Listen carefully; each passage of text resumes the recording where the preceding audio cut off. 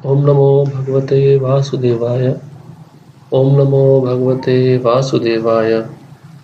ओम नमो भगवते वासुदेवाय। श्री प्रभुपाद की जय। गुरु गौरांग की जय। आज हम श्रीमद् भागवतम के तृतीय स्कंद से चौथे अध्याय का श्रवण करेंगे। इस अध्याय का शीर्षक है विदुर का मैत्रेय के पास जाना।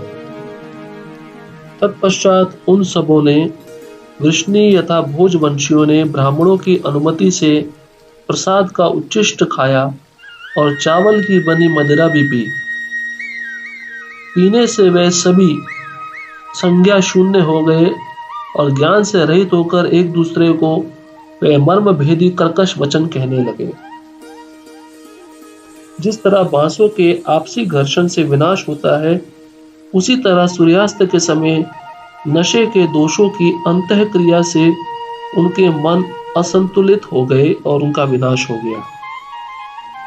भगवान श्री कृष्ण अपनी अंतरंगा शक्ति से अपने परिवार का भावी अंत देखकर सरस्वती नदी के तट पर गए, जल का आचमन किया और एक वृक्ष के नीचे बैठ गए। भगवान उनके कष्टों का विनाश करते हैं जो उनके शरणागत हैं। अतएव जब उन्होंने अपने परिवार का विनाश करने की इच्छा की तो उन्होंने पहले ही बद्रिकाश्रम जाने के लिए मुझसे कह दिया था। हे अरिंदम विदुर, वंश का विनाश करने की उनकी इच्छा जानते हुए भी मैं उनका अनुसरण करता रहा, क्योंकि अपने स्वामी के चरण कमलों के बिछोह को सह पाना मेरे लिए संभव नहीं था। इस तरह उनका पीछा करते हुए मैंने अपने संरक्षक तथा स्वामी भगवान श्री कृष्ण को सरस्वती नदी के तट पर आश्रय लेकर अकेले बैठे और गहन चिंतन करते देखा।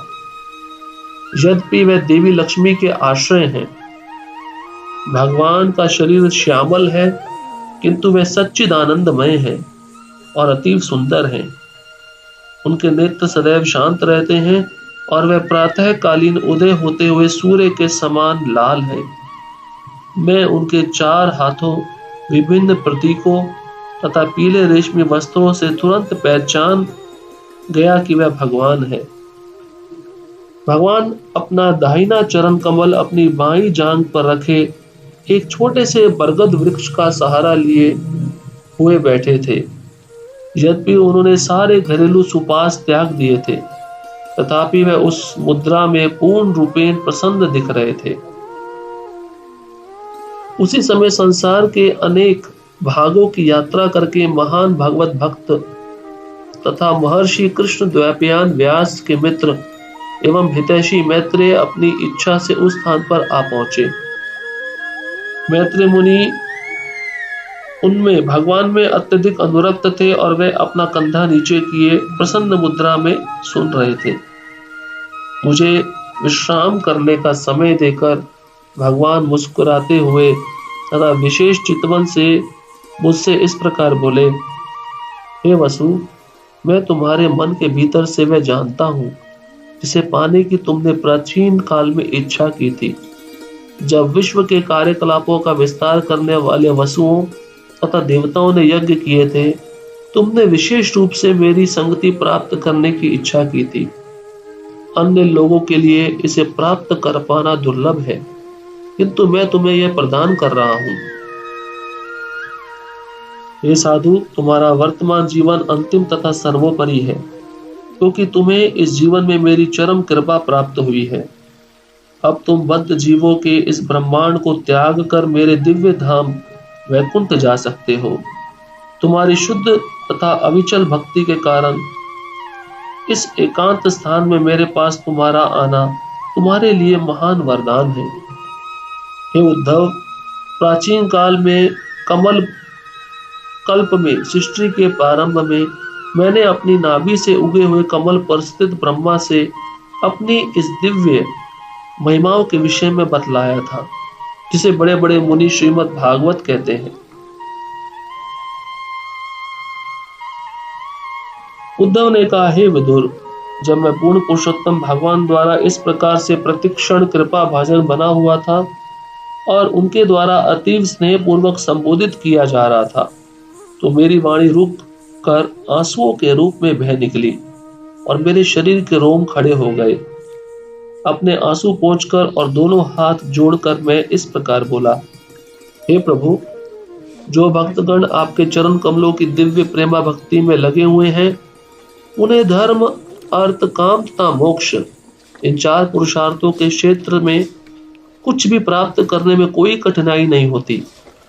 किंतु हे भूमन, जहां तक मेरा संबंध है, मैंने आपके चरण कमलों की प्रेमा भक्ति में ही अपने को लगाना श्रेयस्कर माना है।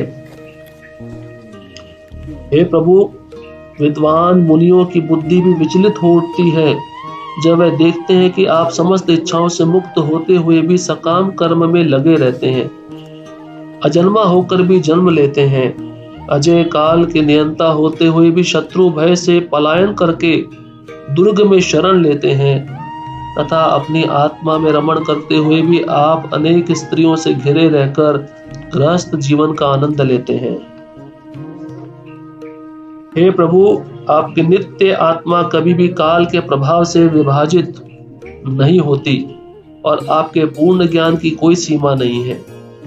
इस तरह आप अपने आप से परामर्श लेने में पर्याप्त सक्षम हैं, किंतु फिर भी आपने परामर्श के लिए मुझे बुलाया मानो आप मोहग्रस्त हो गए हैं।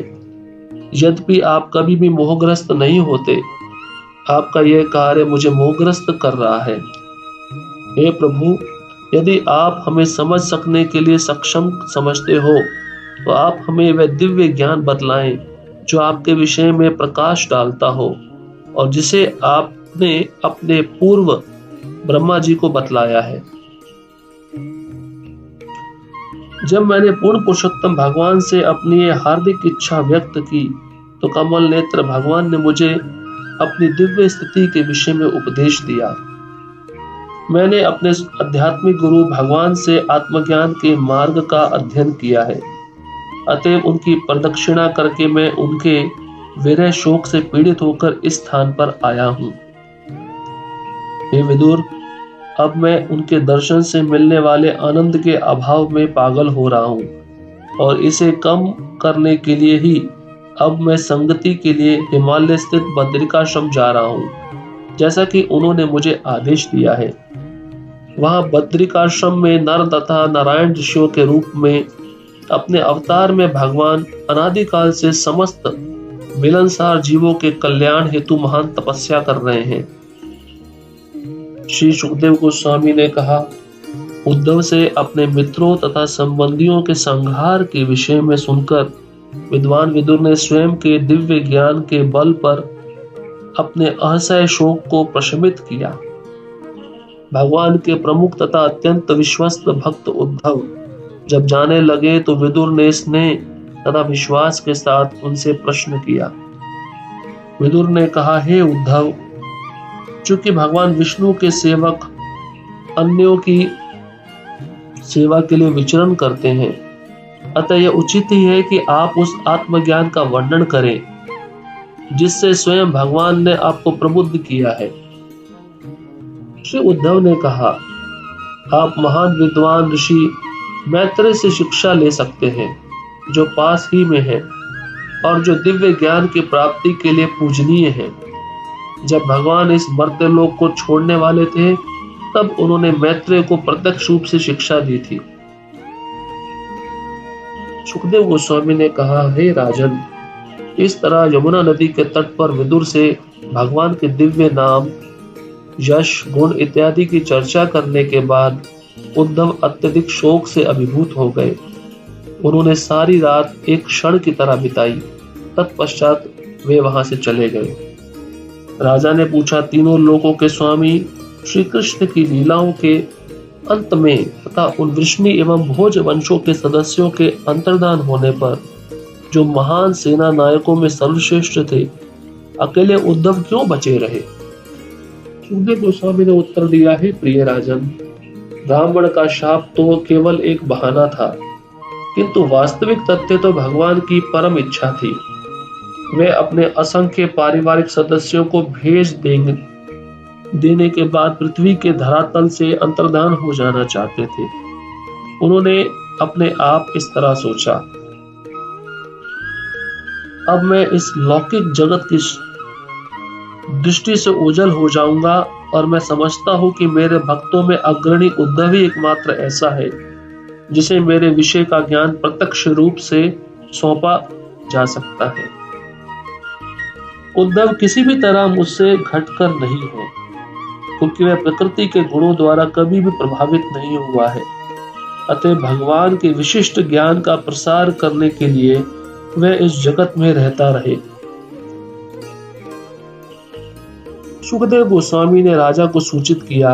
इस तरह समस्त वैदिक ज्ञान के स्तोत्र और तीनों लोकों के गुरु पूर्ण पुरुषोत्तम भगवान द्वारा उपदेश दिए जाने पर उद्धव बद्रिकाश्रम तीर्थ स्थल पहुंचे और भगवान को तुष्ट करने के लिए उन्होंने अपने को समाधि में लगा दिया।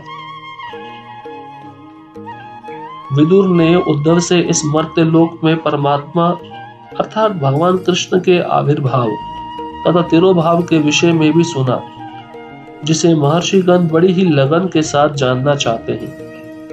भगवान के यशस्वी कर्मों तथा मर्त्य लोक में असाधारण लीलाओं को संपन्न करने के लिए उनके द्वारा धारण किए जाने वाले विविध दिव्य रूपों को समझ पाना उनके भक्तों के अतिरिक्त अन्य किसी के लिए अत्यंत कठिन है, और पशुओं के लिए तो वह मानसिक विक्षोभ मात्र है।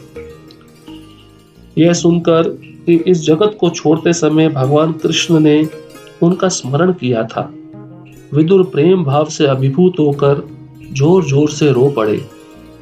यमुना नदी के तट पर कुछ दिन बिताने के बाद स्वरूप सिद्ध आत्मा विदुर गंगा नदी के तट पर पहुंचे, जहां मैत्र मुनि स्थित थे। इस प्रकार श्रीमद् भागवतम के तृतीय स्कंद के अंतर्गत चौथा अध्याय पूर्ण हुआ। श्रील प्रभुपाद की जय। गुरु गौरांग की जय।